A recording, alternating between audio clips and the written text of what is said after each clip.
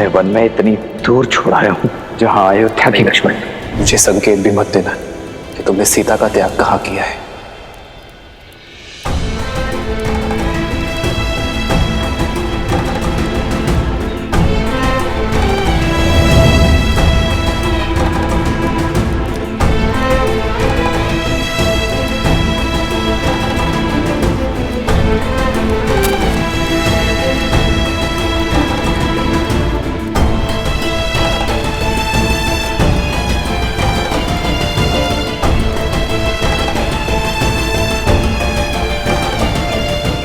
आशीर्वाद दीजिए भाभी माँ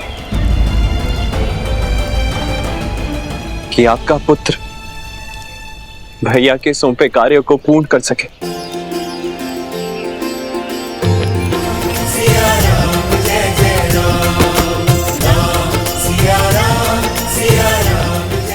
धन्य है आप दोनों।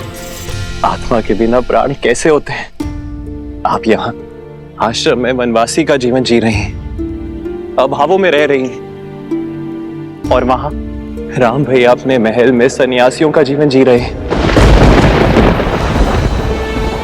दिन भर प्रजा और परिवार के कार्यभार संभालते हैं और फिर अपने कक्ष में आकर वल्कल लपेट लेते हैं। राजसी भोजन त्याग कर फल आदि का सेवन करते हैं।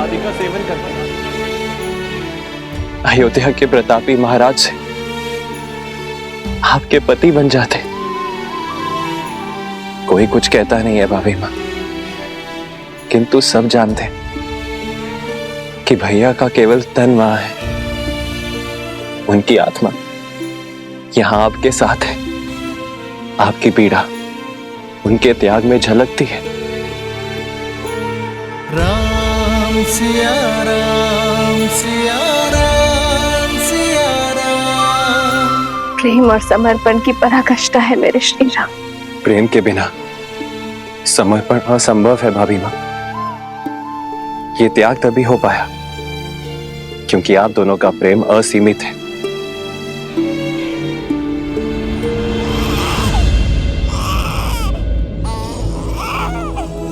आपके भतीजे लव और कुश।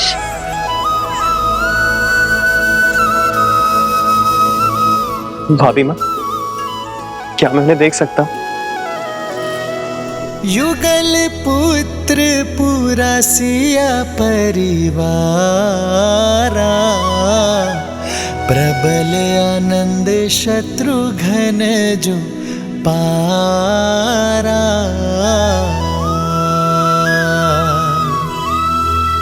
सूर्य प्रताप शिव दुई शिशु जाहि, सकल जीव के ही देखे माही।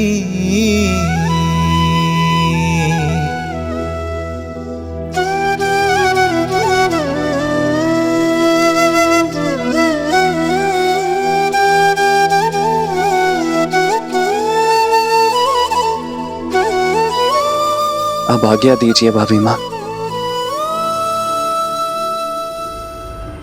रुकिए भैया, सूर्य वंश के इन सूर्य का तेज अयोध्या तक नहीं पहुंचना चाहिए। आप किसी से कुछ नहीं कहेंगे भैया।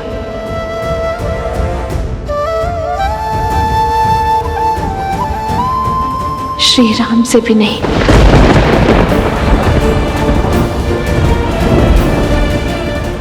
क्यों भाभी माँ?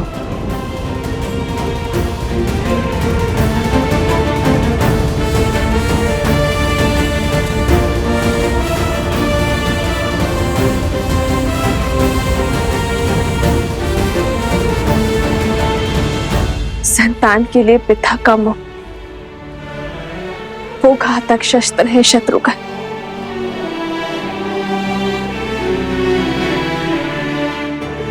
जो बड़े से बड़े तपस्वी का भी तब भंग कर देता है। यदि मेरे श्री राम के मन में अपनी संतान के लिए प्रेम जागा तो कहीं उनका तप भंग ना हो जाए शत्रुघ्न। और मैं नहीं चाहूंगी कि मेरे श्री राम को कभी भी कर्तव्य पथ पर दृष्टि झुकानी पड़े।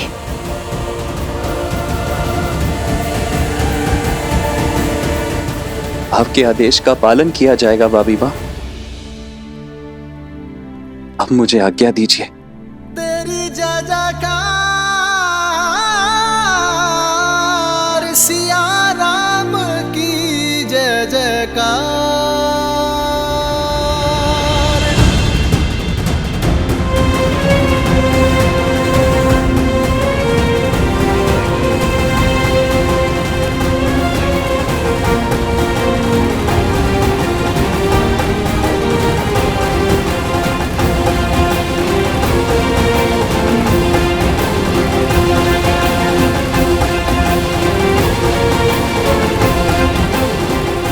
श्री राम।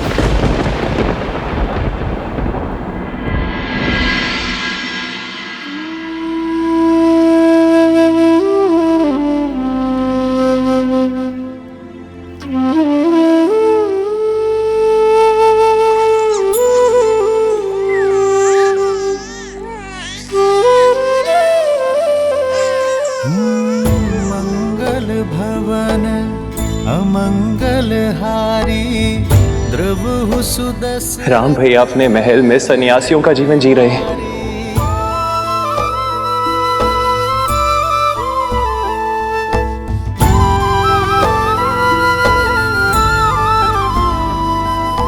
राम सिया राम जय जय राम, राम सिया राम सीते, राम जय जय राम। तुम्हारा मन शांत और आनंदित है, पर पीड़ा की झलक भी है।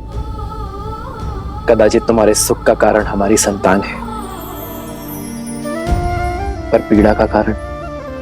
सुख तो संतान माता को देते हैं, किंतु पीड़ा एक पत्नी को होती है। कभी कभी तो मन करता है कि सारे बंधन तोड़ अपनी संतान को आपके पास ले आओ, या फिर मृत्यु का स्वांग रचकर आपको ये अपने पास बुला लो।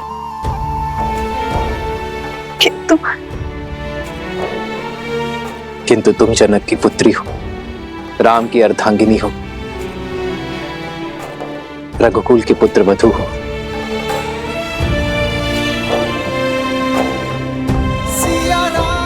सीते, एक पुरुष केवल एक परिवार का धरोहर संभालता है। एक स्त्री के कंधों पर दोनों परिवारों की पवित्रता का भार होता है। भार तो ये भी है आर्य कि मेरे पुत्रों को कभी पिता का छत्र छाया नहीं मिलेगा, और पति को पुत्र सुख। कहीं मैं इस भार तले न दब जाऊं आर्य।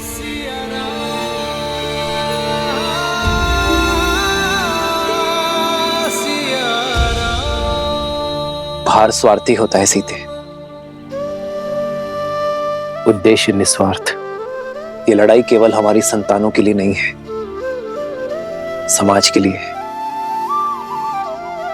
पाप के निवारण के लिए। पाप पुण्य की एक गाथा ने हमारे जीवन को क्या से क्या बना दिया। अरे क्या कभी पूर्ण रूप से राक्षसों का अंत हो सकता है? राक्षस होना परंपरा नहीं है सीते, प्रवृत्ति है। दुर्गुणों और लालसा से भरा हर मन राक्षस होता है। यदि ऐसा ना होता तो ना ही मधु ऋषि के घर लवनासुर जन्म लेता, और ना ही रावण का भाई विभीषण होता। जैसे जैसे समाज में विद्या, आस्था और संतोष की वृद्धि होगी, वैसे वैसे ये राक्षसी प्रवृत्ति पाताल में गिरती चली जाएगी। समस्त कौशल राष्ट्र शुद्ध हो जाएगा, तब ये नियति हमें पुनः अवश्य मिलवाएगी।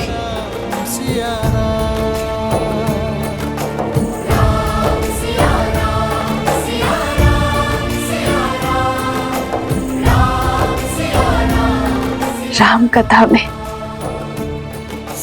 राम के जीवन का सार है। मुझे इस पथ पर चलना होगा।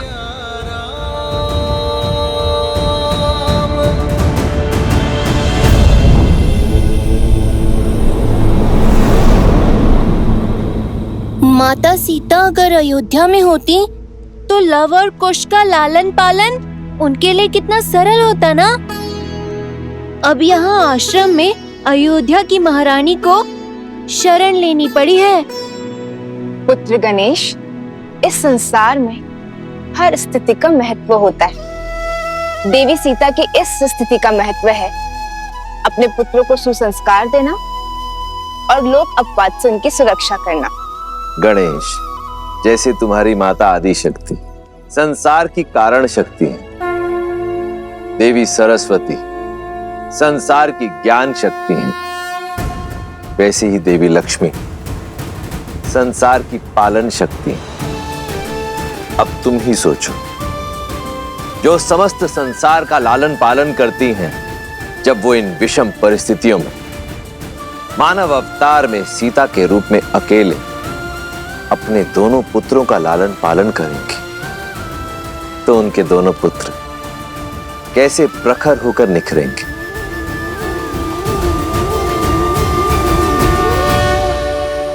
लव कुश जेहि पर कृपा करहि जनु जानी, कवि उर अजिर न चावहि वानी।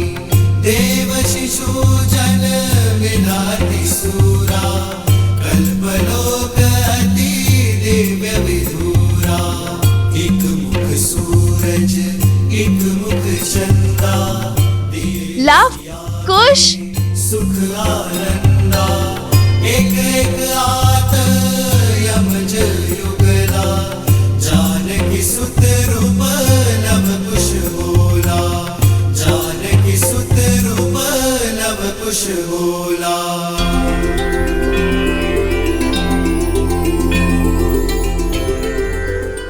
लव और कुश ने सभी वेदों को बालपन में ही कंठस्थ कर लिया था, परंतु एक और वेद भी था जिसे उन्होंने भली भांति कंठस्थ किया, और वो था मर्यादा पुरुषोत्तम श्री राम की जीवन कथा।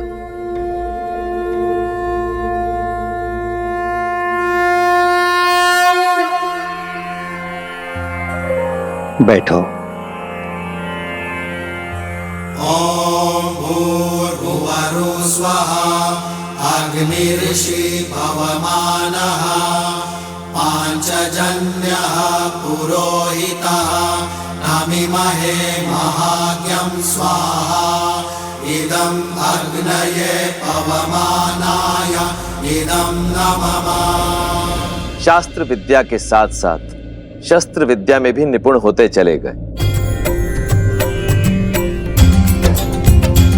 जो नदी के तट को मिलाते सेतु, जन्म मात पिता मिलन के हेतु। रामचंद्र सिया विरह घटाने, प्रकटे लव कुश रूप सुहाने। जो नदी के तट को मिलाते सेतु, जन्म मात पिता मिलन के हेतु। रामचंद्र सिया विरह घटाने, प्रकटे लव कुश रूप सुहाने। जहां एक और लव कुश अपनी माता सीता के सानिध्य में महाप्रतापी राजा राम के गुणों को ग्रहण कर रहे थे, वहीं दूसरी ओर मर्यादा पुरुषोत्तम श्री राम सीता की स्मृतियों के सहारे, परंतु अपने पुत्रों के अस्तित्व से अनभिज्ञ अयोध्या के राजा होने का दायित्व निभा रहे हैं। अपने त्याग और सामर्थ्य से राम राज्य स्थापित कर रहे हैं।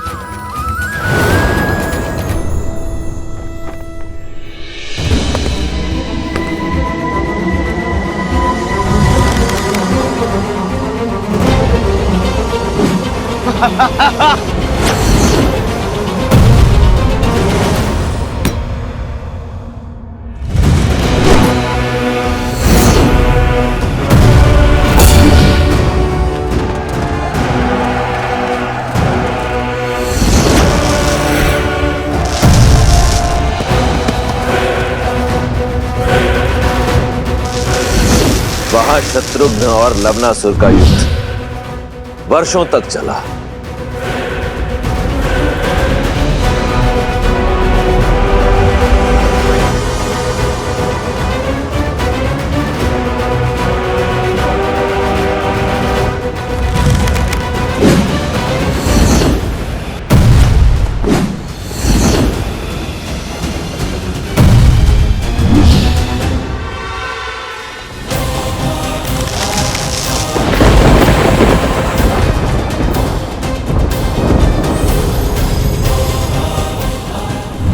मुझे ऋषि अगस्त्य ने दिया था, और आज ये अस्त्र मैं तुम्हें सौंप रहा हूं शत्रुघ्न। कदाचित नियति ने इस अस्त्र पर लवणासुर का ही नाम लिखा है, और आज ये अस्त्र अपना कर्तव्य निभाने के लिए सज्ज है।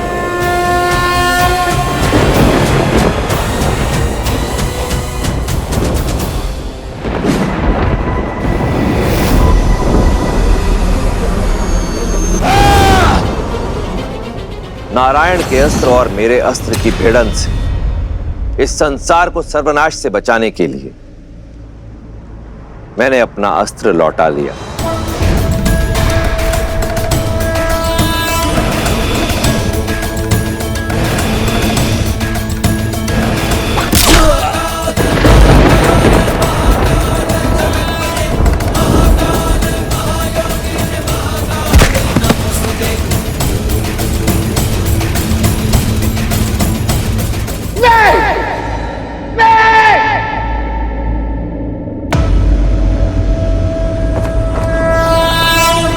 मुख रावण का यह अस्त्र निस्तेज होकर नहीं गिर सकता।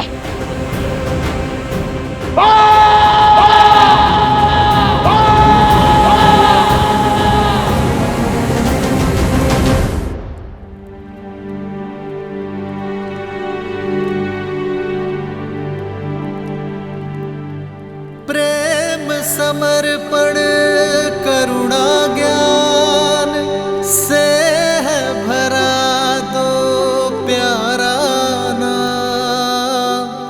जय सिया राम, जय जय सिया राम, जय सिया राम, जय जय सिया राम,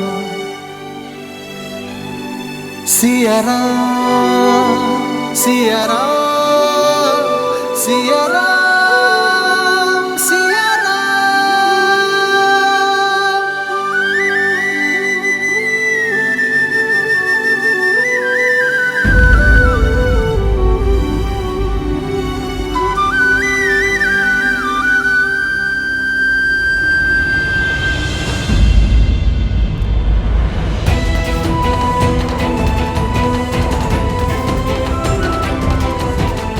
आओ लक्ष्मण।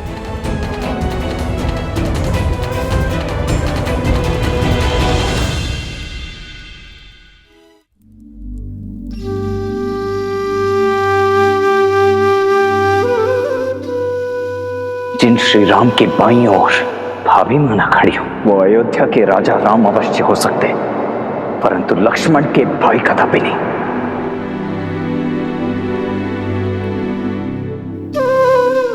बोलो लक्ष्मण, यदि मन की बात मन में ही रह जाए तो पीड़ा अधिक होती है। अपनी पीड़ा को तो अपना क्रोध बनाकर आप पर उड़ेल दिया है मैंने। आपसे विद्रोह किया, आपसे दूर रहा, परंतु आपने अभिमान से विरह और मेरे क्रोध की पीड़ा को सदैव सहन किया। आज भी कर रहे हैं। सीता से विरह तो तब होगी ना जब हम मन से दूर हो जाएंगे। सीता मेरी श्वास है लक्ष्मण, और श्वास मृत्यु के बाद ही दूर होगी शरीर से।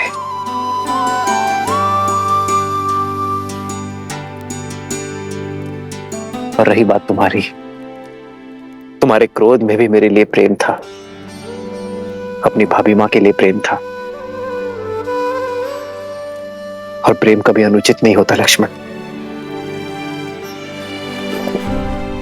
मुझे क्षमा कर दीजिए भैया।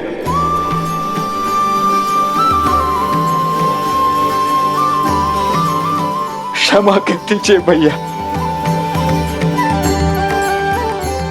लक्ष्मण,